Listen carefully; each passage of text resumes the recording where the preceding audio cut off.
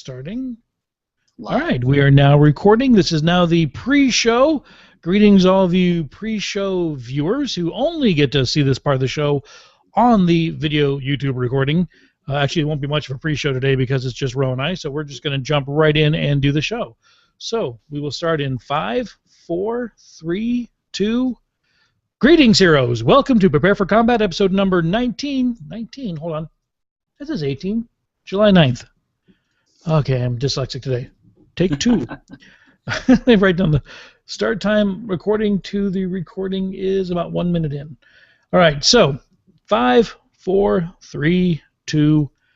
Greetings, heroes. Welcome to Prepare for Combat, episode number 18 for July 9th, 2014. This is Accuzod.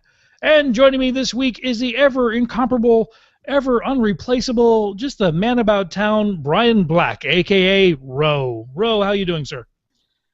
My name is Brian, and I'm a Lily-holic. Oh, no. Hi, Brian. How long's it been since you last played Lily? The last time I played Lily was about 18 hours ago. 18 hours. You'll get your 18-hour chip. Good, congratulations. Yeah. Awesome. I can't help it. I love tossing out all that brew. I can't help it. Okay, so let me go ahead and ask then. Since the last patch, I've played Lily 3 or 4 times because Lily's one of my, in fact, my favorite healer. It seems to me Lily's been a little bit nerfed. Have you noticed that at all? I mean, yes, she's been a little bit nerfed, but she's still good. And that's the thing, as she was so good before the nerf, and now that she's been nerfed, she's just good instead of being amazingly brokenly good. And now, I mean, if you play any support well, I guess what I'm trying to say is any support, if played properly, can be as good as Lily now, but it doesn't take as much skill to play Lily at a high level. That's true. Lily is the hunter of the healing classes in Heroes of the Storm. I really hate it when you put it that way because now I'm feeling like I'm a huntard, and that's bad. No, I love my hunter. When it comes to Warcraft, I love the hunter. It's easy, it's fun, and that's what a game should be, easy and fun. Sure. All right, so I forgot to do the regular, hey, how's your week been? So, hey, how's your week been? Well, my week's been all right. I've been getting in a few games of Heroes. I find myself mainly going... I've found that I've basically dropped into a key character for each role, and I found that although I was having fun with Zagara, I'm still playing the Zebo more often than not for my specialist. Lily's my go-to support. Diablo's my go-to warrior. And I'm still trying to figure out an assassin that's my style. Raynor's easy to play. Falstad's fun to play, but a little too squishy. I mean, assassins in general, of course, are squishy. Right.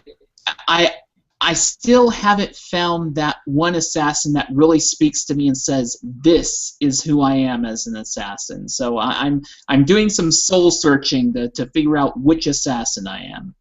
Yeah, well, you gotta play them all. Gotta catch them all. No, wait a minute, that's a totally different game, isn't that? Yeah, let's not mix those two. Okay, so at this point, I will let everybody know that Jasmine is not with us this week because I guess I better not say what she's doing. She's doing something real life stuff. Real life stuff that is very, very good news, and we're very excited for her. And maybe when she's on the show next week, she can tell you what she was doing, or maybe not. Mm-hmm. She doesn't always like to share that kind of stuff. So, Alakaz was supposed to be with us tonight and is actually in our show notes. I think he's just making random changes while we're trying to read the notes, but he has not shown up to the recording. So we expect him to drop in seconds before we end the show. So let's see how well we can time that. He's right now stealthed in the podcast, and he could come out at any time and ambush us. That's true. He does get that 20% extra awesome when he comes out of stealth mode. Mm-hmm. All right, so with that, let's go ahead and jump into this week's news. Now, there isn't a whole lot of news to talk about this week. Of course, the game is still in alpha, and they have not made any major changes in the last week. So we'll start, as always, with the free heroes for the week. This week, you get a crack at Raynor, Falstad, Muradin, Nazeebo, Tassadar, Zeratul, and when you hit level 7, you get Arthas. So, Ro, who do you think of that lineup is really the one to play? Well, just as I was talking about trying to search for which assassin I am, I feel that I'm going to be spending a little bit of time with Zeratul, and just I've not played Zeratul at all yet, and I know that Zeratul is one of those characters that, very much like Illidan, seems to always get the best of me. If there's an assassin that's going to take me out, it's usually Zeratul or Illidan. So I think I will give Zeratul a try. I have Raynor, Falstad, and Nazebo. I don't have Muradin, but Muradin's not really speaking to me. And Arthas I play every now and then, so Zeratul's going to be who I probably try out. Gotcha. And I definitely recommend people, if you haven't tried Nazebo, the Witch Doctor, you should. It's a great, fun class, especially the zombies. You throw them zombies up, and you can just hear the other people across the computer getting annoyed because they're trapped by zombies. You want to make sure that those people getting annoyed aren't on your team. Yes, because I found out you can trap your team and yourself in your zombies. Yes. You don't think you should be able to do that, because when you do other area effect abilities on other heroes, you don't hit your own team. But, that's really annoying. Well, and I mean, I've never really paid a whole lot of attention to it, but is there collision with you and your own minions? Like, I'm not talking zombies, because zombies there definitely is, but can you walk through your own minions? I think you can, right? No, you do collide with them. Oh, you can't? Okay, so I think they're just, because there's, then it makes sense, because there's collision with your minions, and then that's why they're applying it to the zombies too. It would be nice, I mean, Witch Doctor kind of has, you know, I could see Witch Doctor having a talent that perhaps allowed friendly characters to walk through the zombies, but there'd have to be something else with it, I think, to make it worth picking. That's true, I can see that. Yep. All right, so move on. In this last week, they did give us 2 new things as of this last patch, and that is 2 new skins were announced. The Spectre Illidan and Candy King Moradin. So what do you think about Spectre Illidan? Well, we talked a little bit about this, I think, on a previous episode, and Spectre Illidan looks cool, and, I mean, jumping a little bit here, I think Candy King Moradin looks great, too. I'm really weird when it comes to skins, though. Because skins can only be purchased, at least right now the plan is skins can only be purchased with real money, I don't feel super compelled to buy skins. I think the only time I would really buy a skin is if it's bundled with a hero purchase that really grabs me.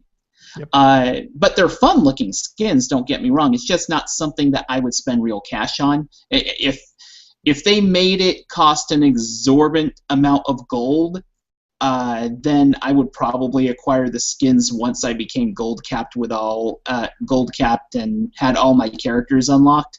But as far as real money purchases, I'm not drawn to it, even when they look as awesome as the Candy King and Spectre Illidan do.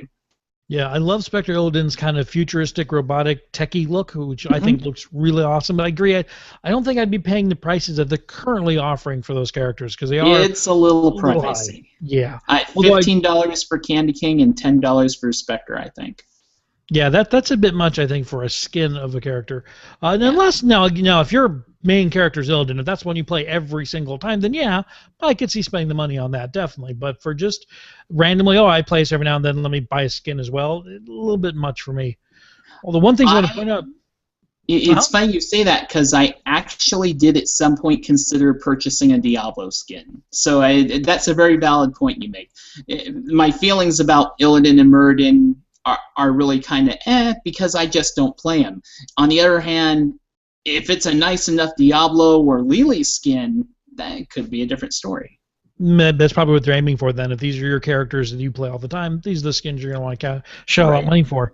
I did want to point out something I thought was awesome. That's something we didn't know until the skins actually hit the game. Candy King Moradin, if you pick him, his default tint is kind of all bright and cheery and very just kind of very. I don't want to say pony-like, but it's very, very My Little Pony-like, very colorful. Very Candy Crush. Very Candy Crush, excellent. But if you do enough games to unlock the first tint, it turns him all chocolatey. He looks like he's covered in chocolate, which I thought was a very nice touch. Yeah, I remember Jasmine mentioning that. It was our last week or the week before, but Jasmine's all about the chocolate murd. And Love that. Absolutely love that. So those are launched. Those are now in-game. You can spend your hard-earned money on those if those are your kind of characters to play. Something else I got posted this week in the Heroes of the Storm forums, newsroom, I'm sure the website, what's that, the Heroes of the Storm website, is an excellent in-depth look at how they actually go about the process of creating a skin for a character. Community manager Kimberly Lacrone is also known as Vayflare on the forums. Apparently she's the one who did the skin for the Monarch Brightwing, which is a beautiful skin in-game. And she broke down in this blog post, basically, the process of making that. And it's not just simply getting in front of a computer and drawing butterfly wings. They actually do everything from sculpting out the model in clay so they can see what it looks like in real life. And she actually went out and got real butterflies. Unfortunately, I think they were dead because they were like pinned to cardboard. If they weren't dead, they were pretty unhappy about that. But so she actually did the physical work to make this digital skin, which I thought was absolutely amazing. Yeah, it's funny. I remember her a couple months back tweeting pictures of Monarch butterflies. It was definitely weeks before the Monarch Brightwing became a thing. So it's interesting thinking that was probably around the time that she was doing the studying for it. Yeah, so if you haven't seen that post, it's a very fascinating look into what goes on behind the scenes of at least making that skin. I don't know if they're all done that way, but she definitely put the work into that one. And just another one to give a big kudos to Vayflare. If you go into the Heroes support forums, she is the developer right now that is answering the most and responding to people continually every day. So she's definitely getting behind the game and putting her time into working with the community. So big shout out to her, and thanks to her for answering all those questions everybody has. Yeah, she also did a voice, I think, but I don't know who she did the voice for. If she did the voice for one of the Battleground announcers, or if she did the voice for a character. But I remember she tweeted at one point, and this again is going weeks and weeks back, that she recorded the voiceover for a character. I'm wondering which character it was. Ooh, I will look that up, and we will have that next week. All right. I love all their voice work is top notch. I'm definitely jealous of how good that they are at recording their voices. Of course, who wouldn't want to go do a voice for any Blizzard game? Oh yeah, definitely me. So Blizzard, if you're looking for I would love to do Murky. Yeah, Will and I will work cheap. We'll work very cheap. Just let us know. Last announcement's really just kind of a heads up for those of you who may be in the western half of the United States. Blizzard will be at San Diego Comic-Con, and they do have a number of exclusive items you can only get at San Diego Comic-Con. I guess it's Comic-Con's become much more than just comics, which is what it was originally. Now it's all about movies. Yeah, now it's just pop culture everywhere, which is awesome. I love it, but they're doing things like giving out the Nether Fairy Dragon plush, which is Netherwing is a plushie, which I think is absolutely gorgeous, and just a whole lot more items that you can get only at the San Diego Comic-Con. And of course, being in Alabama, where I am, I'm nowhere near going to San Diego Comic-Con. So. Yeah, but I mean, at least the good news is that although there are these exclusive color variants for this stuff at San Diego Comic-Con, these are all variants of things that will be able to be purchased on the Blizzard store as a plush. So they do have a fairy dragon, which resembles Brightwing, and that will be available at some point in the relatively near future on the Blizzard Gear store. Gotcha. I have to admit, I want one of those Heroes lanyards that I've seen all over the place. Mm-hmm. Being that I go to a lot of cons, and of course you need a lanyard at cons, I've started a bit of a collection of them, accidentally almost, and I want one. I want one of those for my collection. Okay, here's a deep question for you. Speaking of Heroes gear, what hero shirt do you wear, red or blue? Ooh, I would wear red, Horde, just automatically. I kind of figured you'd do that. And just as you can see, the Horde poster there, and yep, I'd actually wear blue just because my personal taste in colors, I tend to gravitate more toward blues and grays, even though my main character in World of Warcraft is now Horde side. But yeah, I'd probably go blue for a hero shirt. Well, good. Then we wouldn't have to fight over them, so we'd be all set. Yep. All right, so next topic is just a discussion point, something I wanted to pick your brain about and see what you thought. Now, as we mentioned several shows ago, we always wanted them to give us the ability to mute other players. We wanted the ability to report nasty players, and they've given that to us as of 2 patches ago now. You can mute and report players. So, what would you like to see them come out with next? What's still missing from the game? Well, in kind of the same vein, I would love for there to be a way to point out players that are great. I would love there to be a way to actually recognize players that are playing well, that play well with others, that, I mean, when I've played some of these games, when I hop into Versus and I'm going solo into Versus, every once in a while I will come across a player who says, okay, you two go here, you go here, and he or she kind of just takes command and leads the group. And more often than not in those games, we come out on top and win because someone's willing to put themselves out there and actually give some strategy and say, okay, guys, let's do this, let's get this done. And we talk all the time about negative feedback and muting and reporting people. I kind of wish there was a way to do the opposite as well and boost up the people that are doing a great job. Now, should there also be a rewards thing tied to that? Who knows? Maybe perhaps access to skins at a discounted cost, or maybe access to a special skin or a fourth tint or something like that.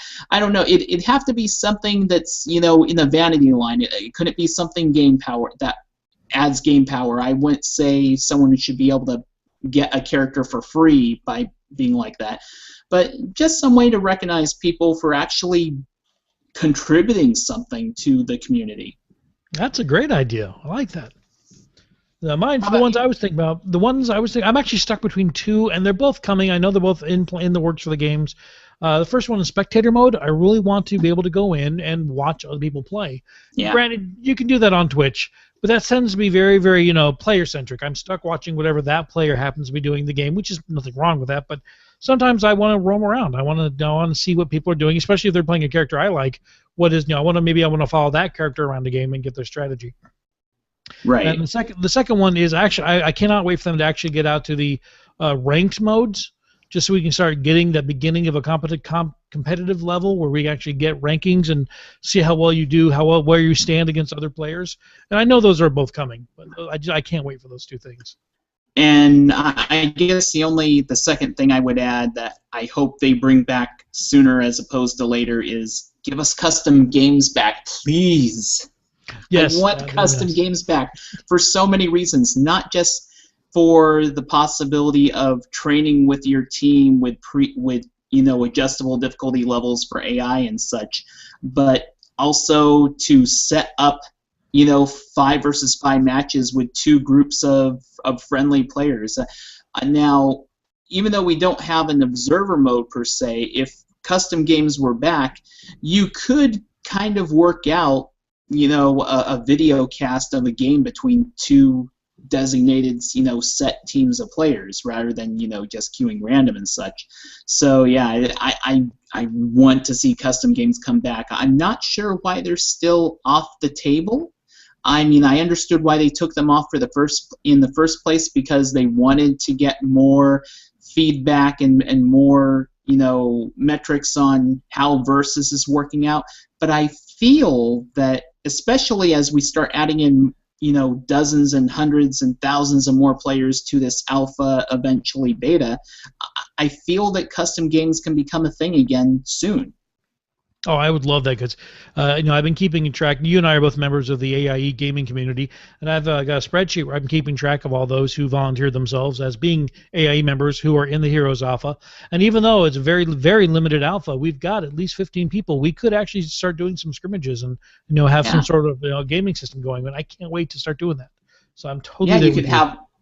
I mean, like, within our community, you could have an AIE league where you have, like, 4 teams of 5 players. All of them are in AIE and stuff, and you can have, like, round-robin matches over the course of a 3-month season.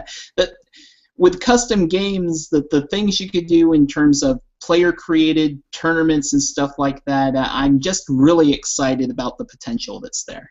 Absolutely. So okay, I'll take mine back. Let's mix your custom games with my spectator mode, and we'll be all set for tournaments. Alrighty. So Blizzard, please get on that. Thank you. All right. So let's move over to Resource Spotlight, where we highlight another location on the interweb, someplace where you can find out more about Heroes of the Storm other than this podcast. Ro, who have you picked for us this week? Well, it should be not much of a surprise that I'm yet again digging for another podcast or video cast, because I tend to be in touch with those things with my other show with Realm Maintenance. And this week I wanted to highlight the Town Hall video cast. Now, this is a show that's often highlighted. If you go to HeroesNexus.com, they will post the YouTube of this Town Hall video cast almost every week. I don't know if they have some sort of working relationship with Curse or not, per se, but it's basically, this show is hosted by 3 regular people, Solid Jake, Sham2, and Omega Black Mage, and they tend to have a rotating guest. I've checked out a few of these episodes. They've already put out 21 of them now, and I would say, in comparison to what we do here on this show, I find that Town Hall tends to be a little more on the technical, hardcore side of things. So we tend to go in depth on, we'll spotlight one hero for, 5 or 10 minutes or stuff. These guys can spend a half an hour to an hour just focusing on one hero, or talking about the dynamics of one battleground map versus another. They really get into the number crunching and, how tuned is this ability versus this ability, talking about the whole meta of the environment and such. So it's really an interesting show to check out. You can find that at their YouTube channel, or at Jake's YouTube channel rather, which is youtube.com/user/solidjakegg, and I believe we'll include a link to that in the show notes for the show. Absolutely. Now, I have to admit, I haven't seen any of the shows yet, but I have seen Town Hall. I've seen them promoted all over the place, so I definitely agree. They are definitely out there. So they'll add them to my list. All right, so now let's talk about our Hero Spotlight for this week. This week we chose Tyrael, or actually last week we chose Tyrael because Tyrael was on the free rotation, which gives everybody a chance to play. Now, I know you're not big into Tyrael yourself, right? Not really big. I mean, I did give him a few tries, and as I've said already, my go-to warrior tends to be Diablo. So I gave Tyrael a few shots, and I noticed that he feels to me, and you can really flesh him out and talk about how you play him in the moment here, he feels to me like a supporting warrior. It's kind of interesting, but he has a lot of abilities and mechanics, especially with talent choices and stuff, which tend to help your teammates, whether it's in terms of providing shields, or the heroic making everyone invulnerable for a few seconds, or his kind of cleave ability, his E ability, increasing ally movement speed. So he's the kind of warrior that really wants to be around other characters, other people on your team, from what I've gathered. Yeah, definitely. Now, when I took this challenge on myself to play him last week, I'd never played him before, and he has become my go-to character regardless. If I'm going to jump in, unless it's, I got to do a certain character for daily quest, play a StarCraft or play a World of Warcraft, if I've got to pick a character to do a daily, I'll jump over and do them, and then I'll switch back to Tyrael, because I'm a big fan of Tyrael. And as you mentioned, now his abilities are in his Q. He's got the ability to throw his sword on the ground ahead of him, which does damage in an area effect wherever it lands, and then if you hit the Q again, you'll teleport to the sword, and again do damage in an area effect around where he lands. So it's a very good way for you to move around the battlefield kind of quickly in the middle of a fight if you need to get across the little area you're fighting in to help out a teammate. Or to chase somebody who's running away from you, you can throw your sword out in front of him and then teleport to where he is, doing damage both times, which I love that movement ability. Now, I didn't really play with that ability a whole lot. What's the range like on that? Can you drop your sword at the north part of the map, move down south, and then teleport all the way back up top? No, it's within I'd say the normal ranged character shooting range. Okay. It'd be basically an immediate area. It's not melee range, but it's only within. I forgot how they space the game, how many quads are I know there's a number. You can go 4 spaces, but it's within the immediate ranged area range. So you basically got to On be the fighting same somebody already. screen. Yeah, in the basically, same yeah. screen, definitely. So you got to be fighting somebody in the same area, and there's a time limit. I forgot exactly. I think it's 3 seconds you have to be able to teleport back, which when you're fighting is actually a long time. 3 seconds doesn't sound like much when you're just throwing out numbers, but when you're in the middle of a fight, that's a long time to have your sword out there and have the ability to either get away or jump in at somebody. But it's really useful, especially like I said, because it's an area effect. If you have 3 or 4 heroes coming at you, you can use your sword to do damage, teleport in, and then his your W ability will do a bubble shield around you and any of your allies in the area, be that other heroes or enemy or your friendly minions or your friendly the mercs. I don't think you'll do the big boss mercs, the big grave golem level mercs, but it'll do the lower level ones. And it puts a shield around them that does some damage absorption. It's not overpowered. It does a lot more around yourself as Tyrael than your allies, but still that helps. If you're in the middle of a big team fight, being able to throw a big bubble around your teammates that will absorb some of their damage is a huge help in getting you to turn the tide of the battle. I would say that comes in especially key on the Ravenlord map. I forget what's called again, Cursed Glade or something like that.